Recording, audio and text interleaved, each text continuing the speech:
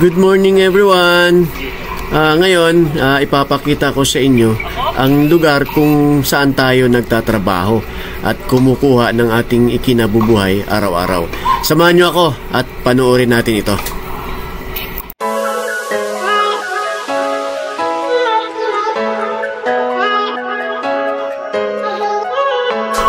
Ito ang Valle Verde Country Club Tennis Courts, kung saan meron tayong 13 tennis courts, meron tayong 7 outdoor at 6 na indoor. Dito sa outdoor, meron po tayong isang hard court, kung saan paminsan-minsan ginagamit din po ito sa basketball. So tara, silipin din natin sa baba upang makita po ninyo kung ano po ang itsura. Siya nga pala, ang ating tennis court pala ay shell court. Ito po ang kaibahan sa ibang bansa dahil clay court po sila.